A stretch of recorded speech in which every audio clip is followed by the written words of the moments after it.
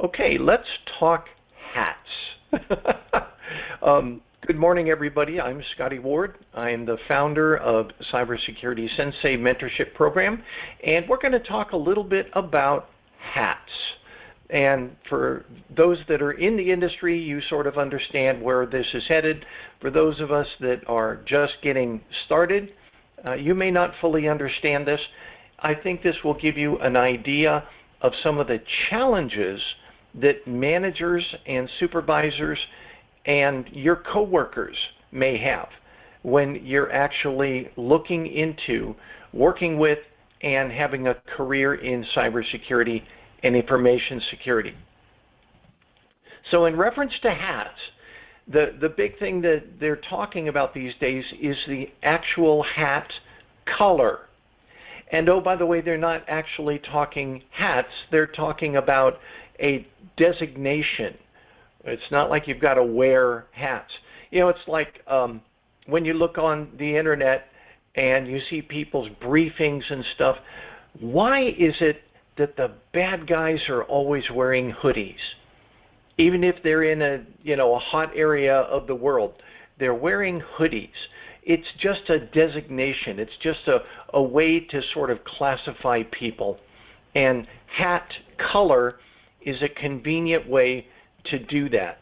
This is my definition of it, and it's just a way to try and figure out who these people are and whether or not they are a risk. And that's something that you may not have heard, and that's why I wanted to present this perspective. It's about risk. And so we'll continue on and talk about that as we go on, but think about it in terms of risk. And this comes from, I did some research, and it goes all the way back to the early days of cinema, when they did movies, and somebody would, ride their horse into the frame, and the people that wrote those stories wanted to have some way where you could immediately say, oh, that's a bad person, or oh, that's a good person. And the good guys, if you notice the Lone Ranger, he's always riding on a white horse, and those sorts of things. It was symbolism. The good guys didn't wear white hats, the bad guys didn't wear black hats, but it was a great way to very quickly assess whether somebody was going to be good or bad in the case of like a movie. And it's sad, but it's true. If you ask anybody, they'll tell you that they're a white hat. Oh yeah, I only do what's good. I'm not a crook. I'm not somebody who goes and steals things. I'm a white hat. I'm working toward good. And that's the challenge you run into. Let's say you're a CISO. Everybody says they're a white hat, but that's not true. So it's kind of rough for us to try and lean on hats. It's just a tool. It's an assessment tool, and everyone uses their own subjectivity in putting this together. The challenge we have in cybersecurity and information security is that the good and bad folks are all learning from the same books. They're using the same operating systems. They are getting the same certifications, etc. But the difference is their intent. The difference is what's going on inside their head and what they're going to do with these skills that they're accumulating. So again, it's hard to tell from the outside whether somebody really is a particular color hat, black hat or white hat. I've got some examples here you should think about. How do you define good and bad? Well, there could be hacktivists, and this was just one of the examples. Let's say Greenpeace or somebody, they don't want people out there hunting whales. So they're doing things to stop people from hunting whales. And one of the ways they do it is to try and, mess up your fishing nets or something like that. Online, the same thing could be occurring. Somebody could be trying to get rid of big oil and say, well, you're polluting the world with your oil, and so they're trying to hack the corporate entity of Mobil Oil or Standard Oil or those sorts of folks. And are they good or are they bad? Well, it depends on where you're sitting. They think they're doing good by trying to attack another organization. So it's bad for Mobil Oil, but these folks think that they're good. So good and bad becomes a question of where you're sitting. Here's another one. What about state-sponsored groups? And I'm using Russia and Ukraine, but there are dozens of countries that are in conflict with each other. And certain countries like North Korea is in conflict with everybody. So how do you measure good and bad based on the nation state? Russia's against Ukraine, Ukraine's against Russia. Who's good? Who's bad? Again, if you're talking about hat color, who's the black hat here? Here's a last one. What about you? You've accumulated all these skills and all this knowledge, and you think you're doing well, but then you run into some sort of a financial difficulty. You believe you have the skills to do something that's questionable. I'll just say questionable. And you say, there's zero chance I'm going to get caught. What about you when you're in that situation? Are you good or bad? So it's not that simple. It's not just black hat or white hat. So I want us to try and, let's narrow this down a little bit and talk about 3 hat colors. And these hat colors are black, white, and gray. I'm going to give a very quick explanation of my definition. Again, this is not from a study guide or anything. It's my understanding of the industry. A black hat is someone that is doing something that is considered to be illegal, immoral, or unethical against someone else. A white hat is someone who is typically defending a group or an organization or an industry, and they are the people that are considered to be the defenders against the black hats. And now let's talk gray hats. I would estimate in my 30 plus years in this industry that the majority of people, although they say they're white hats, are actually gray hats. They just haven't been tested yet. They haven't been put into a situation where they could use their skills in a bad way against somebody else, and they just haven't been tested yet. So my supposition is that most people are gray hats. And in terms of organizational risk, let's say black, white, and gray, in terms of organizational risk, you've got your black hats who are considered to be high risk. That's pretty simple. You've got your white hats. They're considered to be lower. I didn't say no risk. I just said lower risk. But then in the middle, you have these people who are an unknown or ambiguous risk. In other words, the risk depends on which way the wind is blowing. Depends on, who I'm helping and what I think about them and whether they cut me off coming into the parking lot or whatever. That's the unknown risk that managers have to try and assess. So this is from Wikipedia. I use Wikipedia because it's sort of crowdsourced definitions. A gray hat is a computer hacker or computer security expert, that's you, who may sometimes violate laws or typical ethical standards, but usually does not have the malicious intent typical of a black hat hacker. That's pretty scary. They're gray hats, they think that in their minds, they probably think, I'm doing this for a reason. I'm doing this to help someone, help myself, help my family, or whatever. but what they're doing is illegal, immoral, unethical against someone else. Gray hats. So here's our challenge. Remember, in this mentorship program, I ask people to think like a CISO. Think like the person who owns that security organization. So this screenshot is actually people who were applying for some vacancies. I think it was at a Walmart up in North Dakota or something, Wichita Falls, or somewhere like that. And the jobs were so scarce that there were like 500 people applying for the same jobs. And they were all looking for the same thing. They wanted to get employed.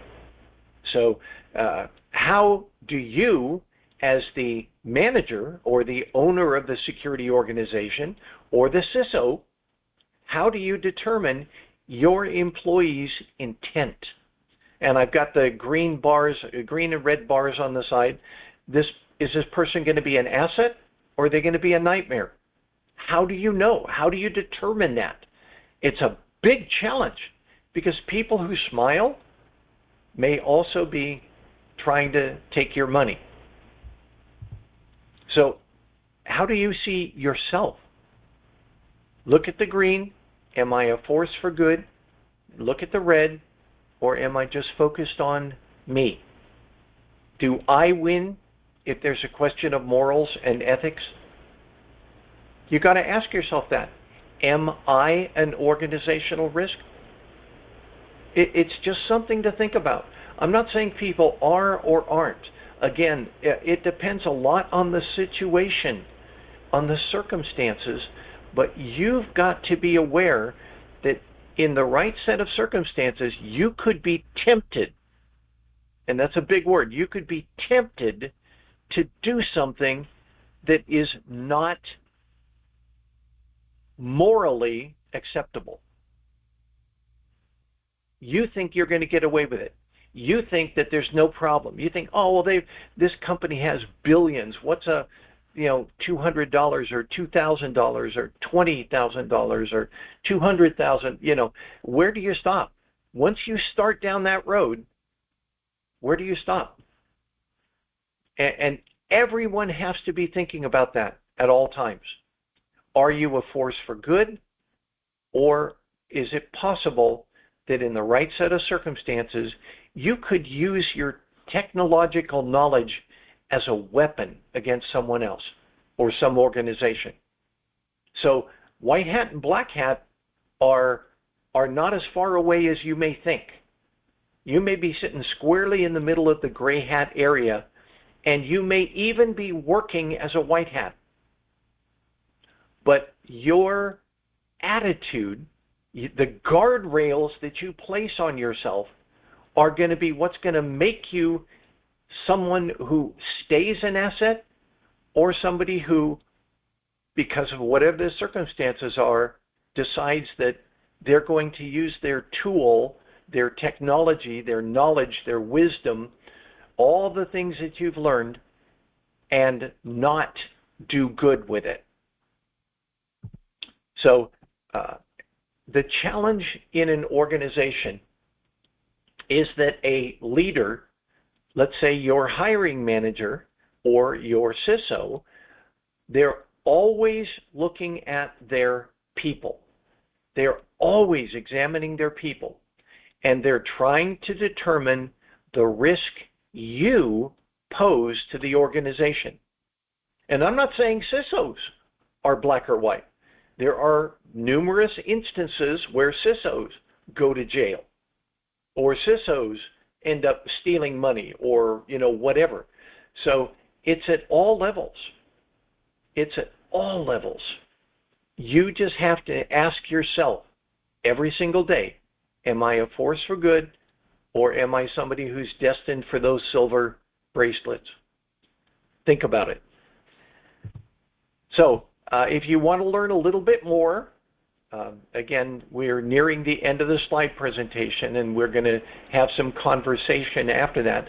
But if you want to learn more, look at last week's presentation.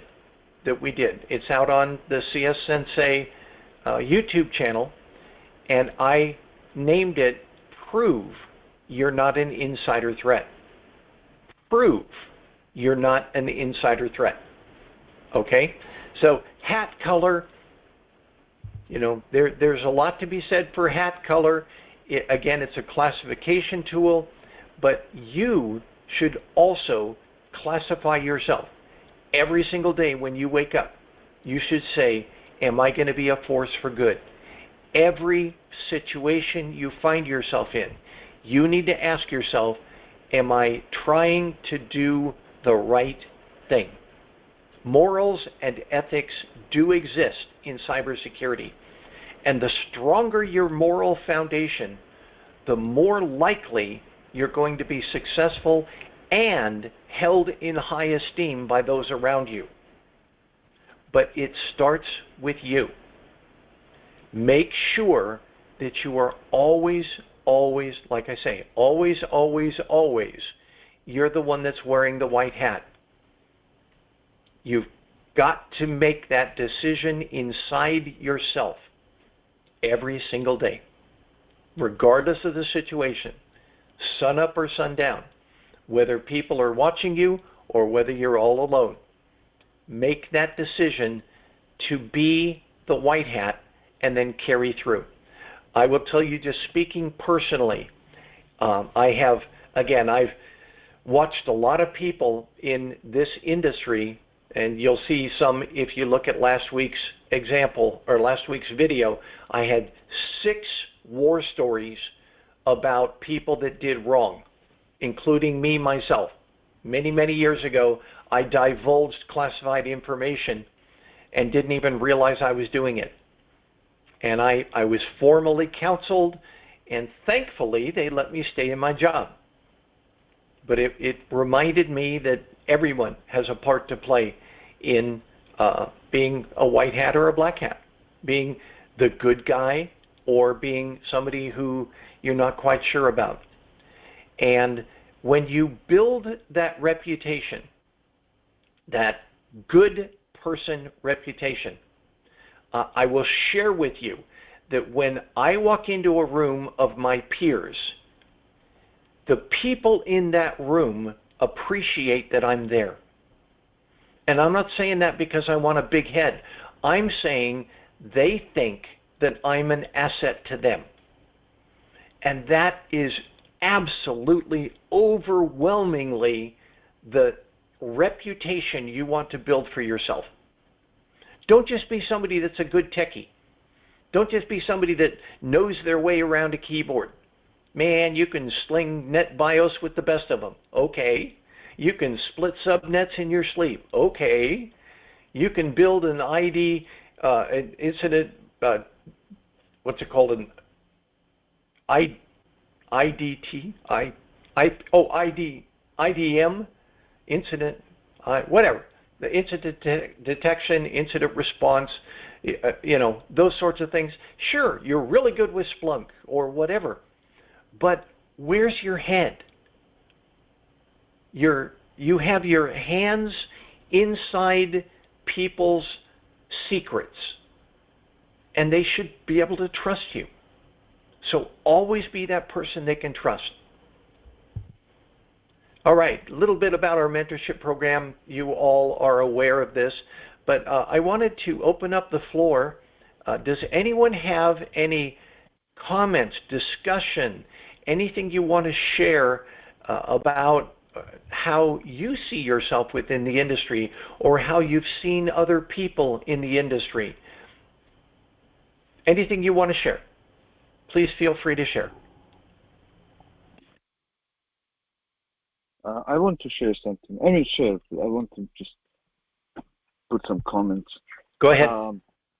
Yeah, so I don't know if any of you have chance to talk with those people, black hat hackers, like people who did something illegal. But trust me, this is really true. The biggest reason why they wear like hoodie and hiding in basement or dark room, like closed mini blinds, and it's everywhere. It's dark, like, and there's the hoodie over their head. It's because they feel that someone is watching them because it's kind of mentally. So they feel much better when they hide, and when they hide their face, um, and they just feel mentally better because they know they're doing something bad, and they have that kind of feeling that someone will see it, that someone is watching them, that someone will find out, and that's why they kind of like hiding, like in some dark room, in basement, putting a hoodie overhead because they feel mentally much better. And I'm not kidding you. Most of them they're saying the same thing. That's the biggest reason why those people, black hats or people who do something illegally, um, they're trying to hide. That's the one thing.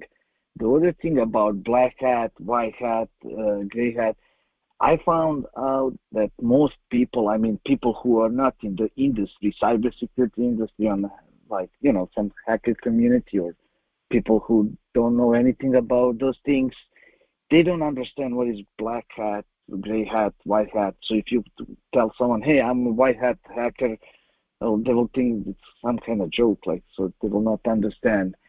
And what I also found, when you tell people I'm hacker, they immediately think that you're a bad guy. And I know a long time ago, hacker, when you say hacker, the word hacker was really bad. Um, and I was hoping nowadays it's a little bit different because, now we have cybersecurity field that didn't exist long time ago. And, people are aware of those kind of cyber attacks, and kind of I was hoping like now people can kind of make difference um, between like a hacker and someone who is doing something bad. But still, when you tell people like I'm hacker, immediately they think you're doing something bad. So what I do, I have to tell them I'm ethical hacker. So I found out that you really have to kind of like uh, say I'm ethical hacker or like a penetration tester or something like that. As soon as you say I'm hacker, like they think something bad. Unless you're talking with people who are in the same industry, or people who are like in IT, they can understand. Um, yeah, and one more thing about gray hat. Um, did like like you said, Scotty. Most of people are gray hat, and I also think because most of people do some things that they're, I mean, illegal things, like something they're supposed to not do it, something that's not ethical, not because they want it, it's just because they're not aware. And I don't know, we spoke last week. I'm not sure did I mention this last week or previous week. I think it was last week. So one of my core workers was scanning the network for fun, sitting in the office, connected to the Wi-Fi, and running scan and finding out like about connected devices. Nobody asked him to do that. Nobody gave permission to him. He was doing just for fun. And when I was telling him like, do you know how that you just like did something illegal, something unethical? Nobody asked you to do that. Nobody gave you permission. That's illegal. What you did now, it's illegal. You can get fired. They can put you in court, like, so they can do whatever they want now, because you are not allowed to do any like testing on the network that you don't have permission. Nobody gave you permission, and I know I know that he did that just for fun. Not he didn't have any bad intentions, but people think like, oh, uh, it's not big deal. I didn't do anything bad. Like, I mean, I'm not kind of trying to get access to some database or someone's device on the network, or do something like I just scanned the network. I just was curious, like I want to see what we have, what kind of devices or who is connected to Wi-Fi, and I'm employee. I work here, so what's the deal? Like no big deal. So, and I think that's the problem. Like most people, they're not aware like what can happen if you do something like that. Most people are not like kind of like familiar with those laws, and they don't have really good ethics, like, or they didn't receive good ethical education about, not just about hacking, about anything. Like you can work in any industry, like you have to have those ethics, follow the code of ethics. And I think that's the problem. And they just kind of like do things that they're supposed to not do, and I guess that's put them like in this area with gray hat. Yeah, fully agree. Just going way back when I was on, I was the IT guy for the President's Commission on Critical Infrastructure Protection, where, just a second, Harminder, where the commission, were trying to help determine national policy for critical infrastructure protection.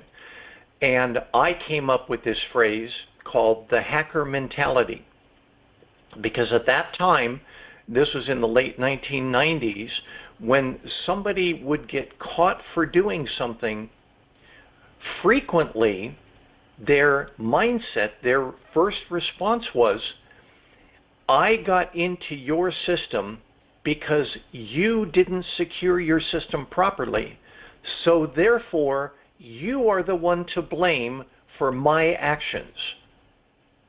These individuals would basically say, well, it serves you right that I got into your system because you didn't protect yourself properly. You made it to where I could do this, so it's your fault. And that's just wrong. That is a twisted mentality that basically says I can do anything that I can do because I can. And it's sad. Harminder, do you want to share? Yes. So how the Narman mentioned co-worker scan the network or something. So bad thing is that because he don't have any permission, because he don't have authority to scan it. I know he's working in the department, so that is a bad thing.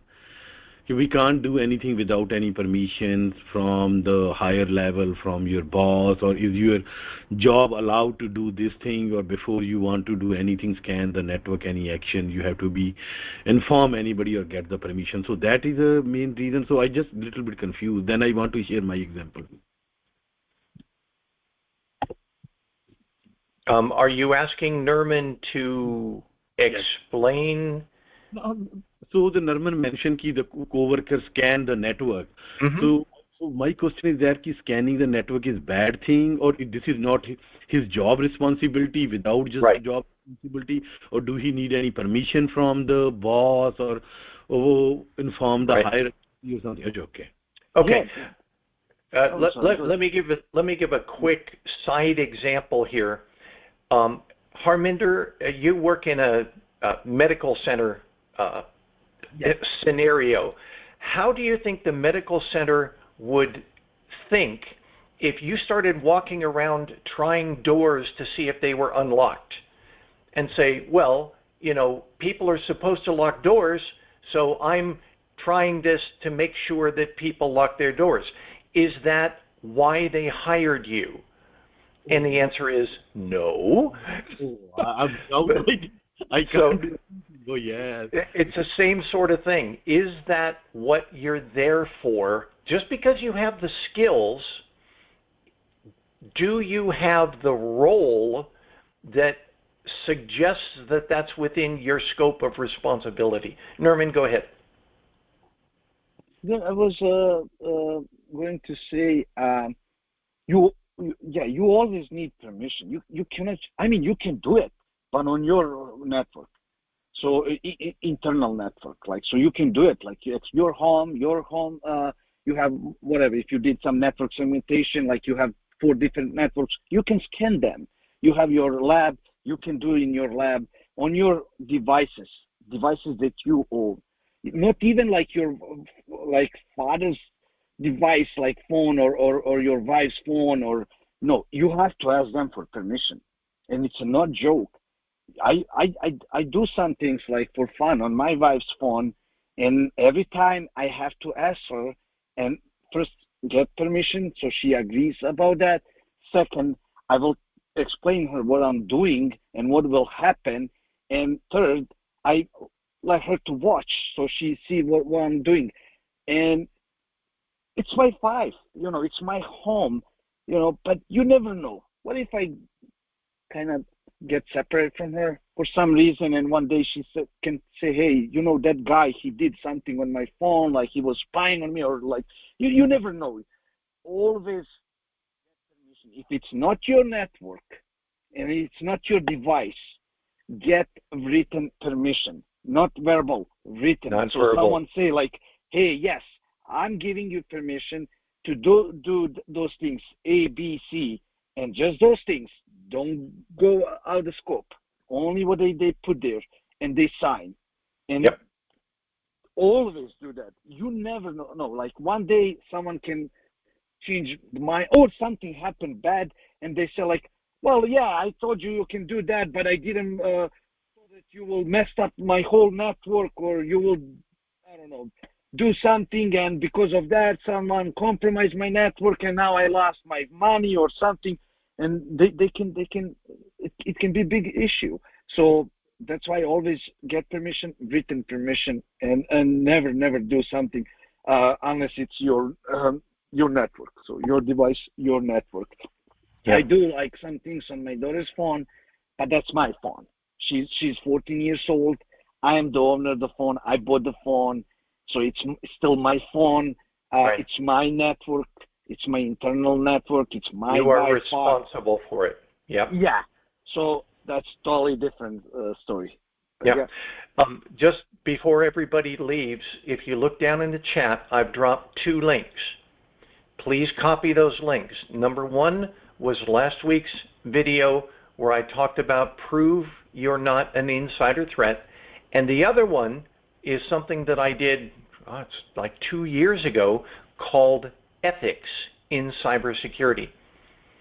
And the main thing that I stress in that video is you may be able to say, I can, but you also must ask, may I? Should I? Not just can I, but should I? And that's a big question. Also, may I? Nerman, you put it where you said get written permission. And you described that, by the way, in your pen testing example, you and Golroot, when you had the actual pen test pre-scan contract. You said, we're going to do this, we're not going to do this, we're going to do this, we're not going to do this. Is this what you want? Sign here. Yep. Yeah, because people also are not aware, like, I mean, it's pen testers who have a lot of experience, they know, but I have recently heard the story, like, some of the pen testers kind of like did big damage to the company, like accidentally deleting some databases, running some scans. They messed up the whole network. So it's not just like you get permission. You really have to know what you're doing, like, and you can get in a lot of troubles, like, even though you had permission. So it's really tricky. It's really hard. And by the way, the last week presentation, guys, you definitely should watch. Scotty, he used some examples from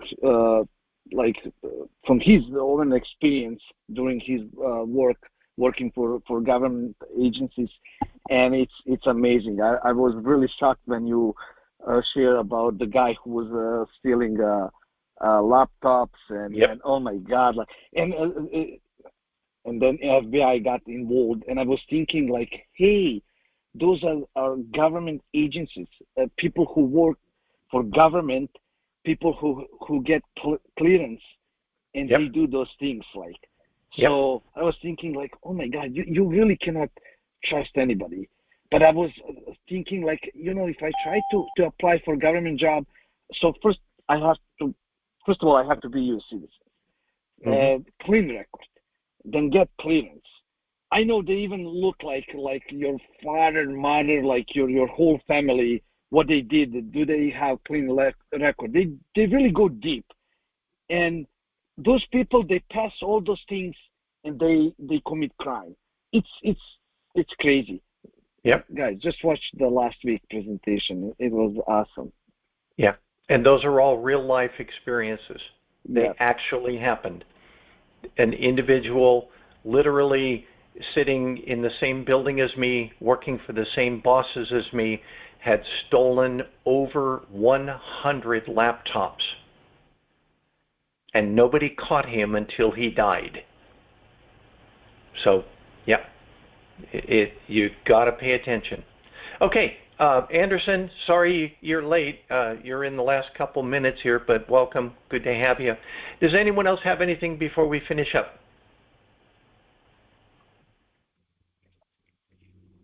Okay.